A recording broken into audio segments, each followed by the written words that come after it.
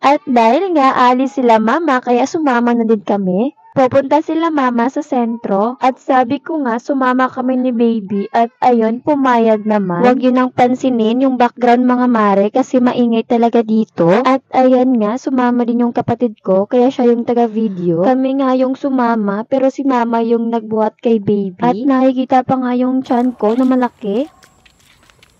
Hi! Say hello to my vlog!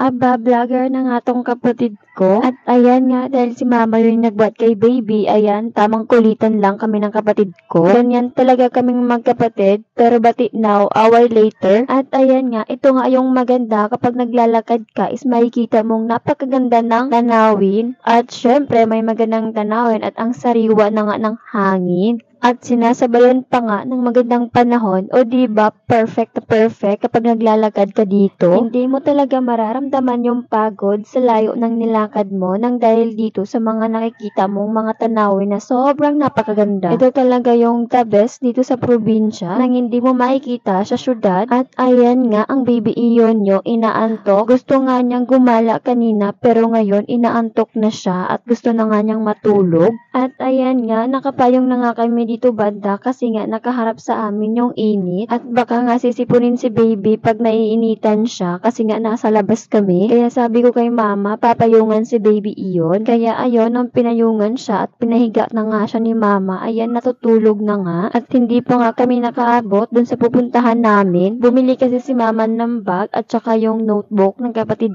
ko. O diba, ang layo nga ng binibila namin. Pero malapit lang to mga mare sa mga nagmumotor. Pero nga sa amin ay naglalakad kami kaya napakalayo na neto. At ito nga yung langit sa bandang harapan namin, napakaganda yung spot. Kaya sabi ko videohan na rin para makita nyo naman yung spot dito na napakaganda. At kapag on the spot mo nga itong makikita is maaaliw ka talaga. Kapag sa probinsya ganito yung makikita mo pero kapag nasa syudad ka is atsak na nasa mall kayo at nagpapatanggal ng stress. At sa probinsya naman ganito yung makikita mo, mawawala na yung stress mo at pagod. O diba, sobrang laki ng kaibahan. O diba, sobrang laki nga ng kaibahan neto. Kapag sa pagkain, ang pag-uusapan is hindi ka talaga agad-agad makakain kasi nga malayo yung bilihan. Tsak na palaging gulay o isda lang yung pwede mo makain dito. At least, sariwa naman yung kinakain mo.